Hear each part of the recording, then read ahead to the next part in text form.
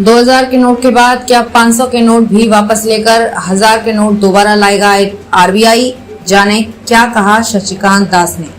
भारतीय reserve bank के governor Shashikant Das ने कहा कि चलन में मौजूद 2000 रुपए के कुल नोटों में लगभग 50% बैंक प्रणाली में वापस आ गए हैं।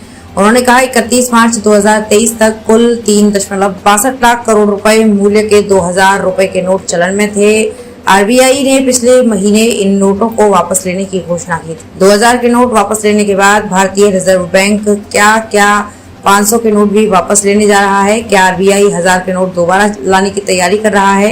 रिजर्व बैंक के गवर्नर शशिकांत दास ने इन सवालों का जवाब दिया है।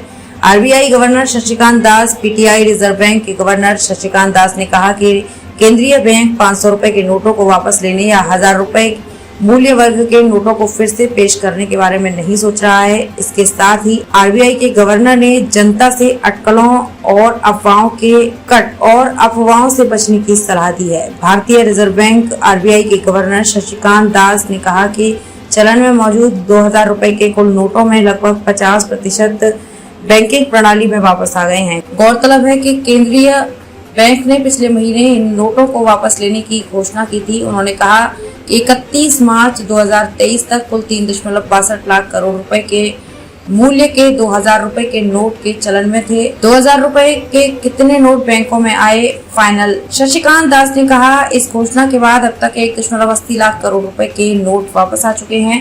उन्होंने कहा कि 2000 रुपए के करीब 85% नोट बैंक खातों में जमा किए जा रहे हैं, जबकि बाकी नोटों को छोटे मूल्य वर्ग के नोटों से बदला जा रहा है।